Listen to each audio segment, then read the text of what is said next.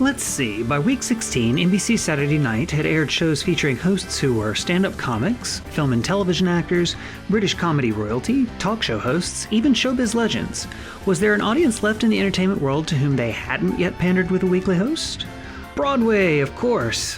Gotta do something for the Tonys set. I kid, but only slightly. I don't know for certain if there was a purposeful effort being made to demonstrate broad appeal, but it certainly seems like that was their aim with the wildly varied selection of Season 1 hosts. This episode works pretty well, though, and is successful due largely to host Anthony Perkins' pure theatrical charisma, which they used to good effect here in some decent sketches. Anthony Perkins was a stage and film actor, best known for his portrayal of Norman Bates in Hitchcock's 1960 film Psycho. His most recent film at the time of hosting SNL had been the 1975 Diana Ross vehicle Mahogany, which had been commercially successful but critically reviled. I read a particularly scathing review by Roger Ebert, which reminded me how much I missed that fellow. Perkins had been typecast as a slightly creepy and untrustworthy ne'er-do-well with predictable regularity after his breakthrough role as Bates, and Mahogany had run along those very similar lines. His theater roles had thankfully been more varied, and he'd recently had a well-received starring role in a Broadway run of the 1973 play Equus, which is seen as a career highlight for Perkins. This regardless of the fact he'd been forced to abdicate the role for part of the run due to the producer's insistence on bringing in legendary megastar Shakespearean actor Richard Burton in an attempt to fill seats. Perkins' monologue is intriguing. He's known as a character actor, of course, so he starts off by saying it's odd for him to be on stage not as a character, but as himself, a normal guy. He's promptly attacked by a buzzing insect, which he grabs and eats in a bizarre manner, perhaps in a callback to the final scene of Psycho. Then he slowly peels a Band-Aid and creepily narrates it.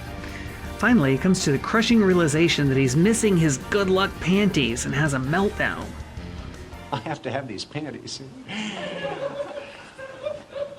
Okay. Who the hell stole my good luck panties? I can't do this show without the panties. No, I mean, all kidding aside. Just one second. I can't do this show without the panties. I can't do this show without my good luck panties! Come on!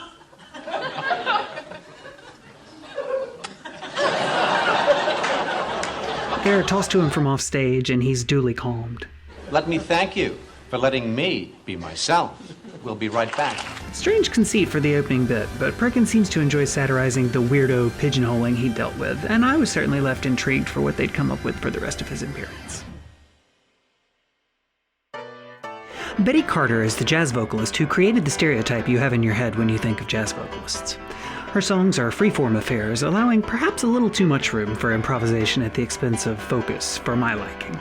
Admittedly, I'm not much of a fan of vocal jazz. This sort of thing might be right up your alley. Both songs here sound functionally identical to my ears, just slower or faster at different points. The structure of jazz songs like this is an absolute cipher to me as a non-jazz musician, but I appreciate the technicality of her singing.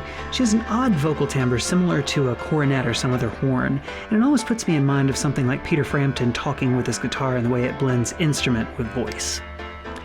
I probably have enjoyed seeing Carter perform live, even if it's not the kind of thing I choose to listen to on record. I admire her energy, and I can see why she was a well-respected giant in her field. These performances are high on pizzazz, if low on structure, and both about 90 seconds too long for my taste, though the audience seemed to respond well enough. I recommend reading her Wikipedia entry. She was a hell of a lady, and I enjoyed learning about her. The phone joke this week is about a hum job. I wonder if they would have stuck with these for another season had Chevy stayed on. I'm sure they were considered fun and risque at the time, but it's sort of becoming a rut for them by this point. There's not much dirtier they can get with them on network TV after all. You can only push so far. Good evening, I'm not. They're getting pretty existential with these, right? In current events this week, Gerald Ford is still dumb, Francisco Franco is still dead, and Jimmy Hoffa continued to get billed for some income tax even after his mysterious disappearance. The forms were mailed to several of his residences, including the Hudson River. Doddering old Reagan is already one of the show's go-to tropes for the man, even before he'd won his first nomination at nearly 70 years young. When you start making old jokes about somebody at age 70, I wonder if you run out by the time they're a nearly 80-year-old two-termer. We have 3 more Reagan jokes. You can tell the show really doesn't care for him. Where Ford is dismissed as a largely innocuous buffoon, Reagan is mocked and belittled, probably because the writers perceive the threat behind Reagan and his allies' conservative rhetoric. Jim Downey would famously come on the show in 1980 and leveled the partisan playing field a little bit, but at this point Republicans were certainly the primary target of the show's ire. I mean, come on, Al Franken was a writer. More Hearst trial humor, including another nose-held report from the scene, this time accompanied by creepy black and white stop-motion footage from the 40s. Very silly ad this week, narrated by Danny. He's selling ad space on poor Zweibel's skull with the tagline, "Land is scarce, use your head." That's the kind of punny joke I imagine my newspaper editor dad would have really liked. New Sonny and Cher dolls are anatomically correct. Cher's pregnant and Sonny's parts are removable. Ouch. Update basically goes on and endorses Brown and Udall in the election under the guise of making an announcement about remaining impartial and not endorsing candidates. No one laughs, perhaps not sure if it's intended as a joke or not. Not one single chuckle. Belushi delivers a rebuttal commentary to last week's weather report. This would be the first of many Belushi doesn't want to stop his update performance and gets louder and more frantic and crashing to the floor appearances. It's clever and wordy, and Belushi's typically bonkers, but it's a bit longer than it needs to be, perhaps. Finally, Emily Litella does a call-in this week to rant about conserving natural race horses. Jeez. Chevy hangs up on her after she calls him cheddar cheese, which I'm going to start calling him periodically for the next few episodes, so get ready for that. Anyway, this is the best Litella yet, if you ask me, and I'm glad they broke her out of her rut, if only a little bit. They stick poor Parkins, as Scrad mispronounces it, with the damn Muppets this week. I found them less irritating when interacting with guests than in standalone skits, and this is probably the best appearance so far. Of course, it's also about them being kicked off the show, so that might be why I like it. King Plubus and Scred continue complaining about getting cut from the program, and Perkins at least tries to commiserate. I understand about your spot, but you know, that's show business. The same thing happens to everybody sooner or later. Look at me.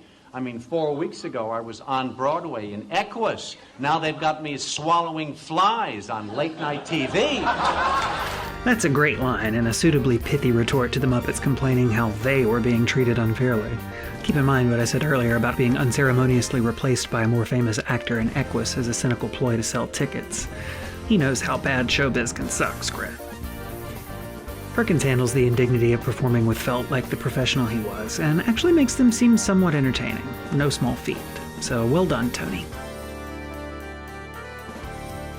Gary Weiss is back to personally introduce his film about 5 somewhat strange and pretentious New York artists' relationship with their pets.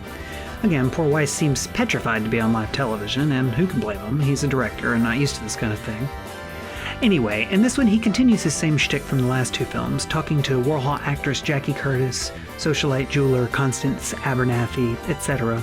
They're all spectacularly unrelatable to your average Joe, except for their shared love of their animals, which I suppose is more universal. It's a good companion piece to the last 2 weeks' pieces, in that it's hard to find much common ground with any of these odd yet fascinatingly creative folks, but they are somewhat humanized by their love of their pets. The whole movie this week is Peanut Fever, in which a bloke eats some peanuts, then goes to bed. While he's asleep, the remaining peanuts come out of the bag and create mischief in the house via the magic of stop-motion animation.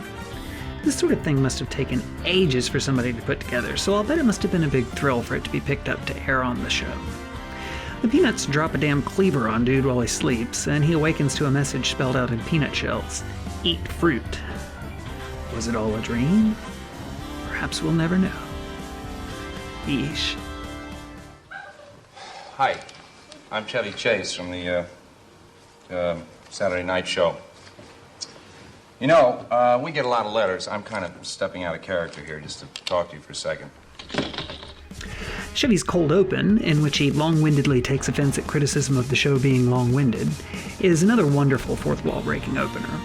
He repeats himself, rambles, stutters, genuflects, and generally does everything possible to pad out his rebuttal to the by then common criticism that the show was poor at editing itself. The lean back in the chair fall at the end was perfectly executed as well. I'm starting to really warm up to Chevy, which is a shame since he only has like 10 appearances left ever. Live from New York, It's Saturday night! In which Chevy/Ford clumsily tries and fails to roll a joint. That's about it. The only thing I'll point out about this one is that during the second one, he's mumbling about, just do it like Ron said. And that Ron would be Ron Nessen, Ford's press secretary and the host of the next week's show. Pretty ballsy to imply that two high-ranking government officials who were scheduled to appear on next week's program were smoking the dope. This is a strange piece featuring Jane and Tony, and I suppose it's a send-up of Perkins' recent role as a psychoanalyst in Equus. Instead of a serious Broadway therapist, how about a campy one instead, I guess? Jane tells him about her troubles, and he begins softly cooing the show tune Hello, Dolly. Fear or anything like that, I think. Hello, Dolly. Jane does a great job vacillating between speaking her problems and gradually losing herself and singing along with Perkins. By the end, she seems to have at least forgotten about her issues because she just can't help but join him in the chorus. This one doesn't really go anywhere, but it's wonderfully acted and sung. It's the sort of thing at which Jane excels, and Perkins is obviously at home as well with his Broadway background. My guess is that this is a Marilyn Miller sketch because she tended to write these sort of character examinations, often featuring the ladies in the troupe, which were light on jokes but heavy on concept and heart. In which Gilda mistakenly responds to an advertisement in the back of the Village Voice to have Jane come to her house and dominate her as mistress, thinking she's signing up for a cleaning lady. Listen to this. Cleaning freak. Really, ready to give you a lesson in housework that you'll never forget. Right, very strict English discipline. Yeah, well, the English are supposed to be very good workers, you know, like on Maud. Yeah. Listen, all forms of S&M. Scrubbing and mopping, I guess. This is a high point of the episode for me, and probably a season highlight for Jane Curtin. It's a daft and very 70s premise, but it's done properly enough to not veer into cringy laugh-in territory.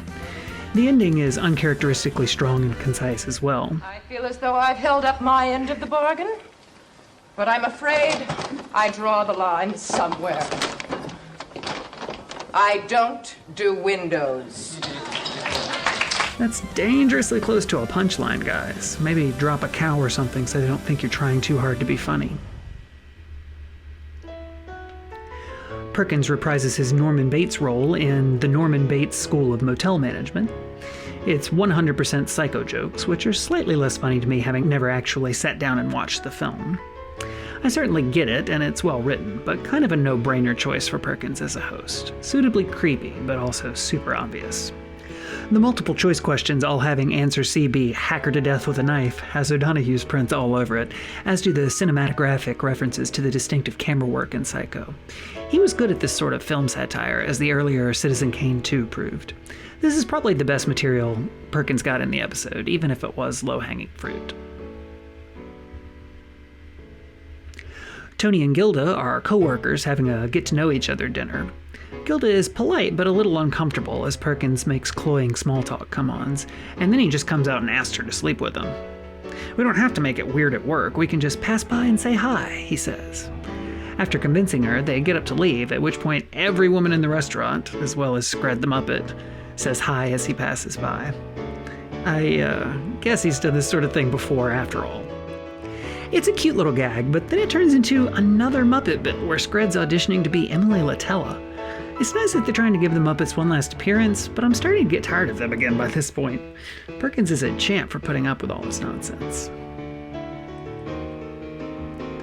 Lorraine plays a student in to talk to Professor Perkins about her midterm grade. It's a B. Q Belushi, who enters as a B, and proceeds to chew the scenery behind Perkins as the professor tears apart the content of Newman's term paper. John seems to be there for no other reason than to annoy Perkins, who, by the way, can see him in the context of the skit. He decides to change her grade to a B+, at which point he hands Belushi a little kid, also dressed in a bee costume.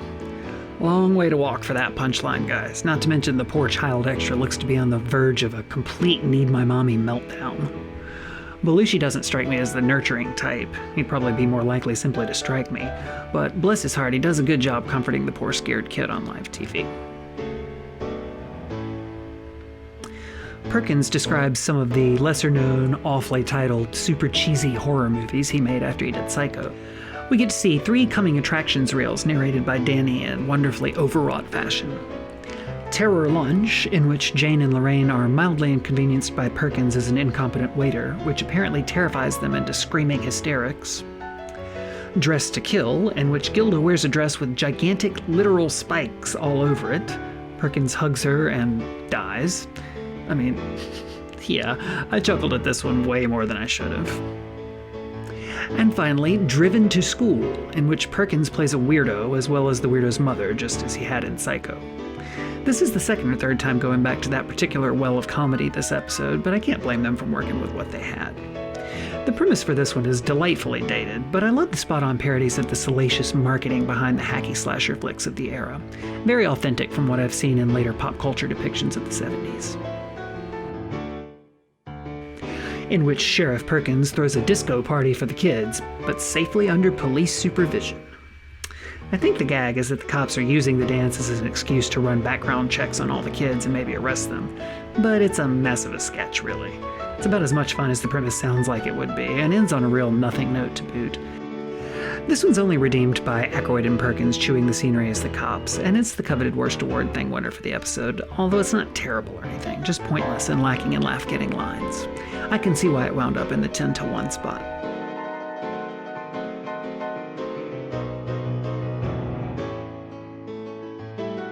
This is the first week the Not Ready for Primetime folks got individual portraits by Edie Baskin and their names separately announced during the opening credits.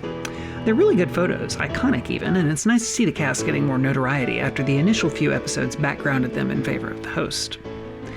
Perkins was solid for his part. Not an A-tier host, but certainly a standout by the standards of Season 1 based on sheer stage presence alone. The show around him was merely mediocre, though. There are some standout moments for Chevy and Jane in this one, but the rest of the players, and especially Garrett, really get the short end of the stick this week. I don't remember a single line from Garrett now that I think about it. Come back next week for one of the single strangest occurrences in SNL history, as Ford Administration Press Secretary Ron Nessen ostensibly loses a bet with Satan and gets tricked into hosting a show which openly despises him and his boss. Stay tuned!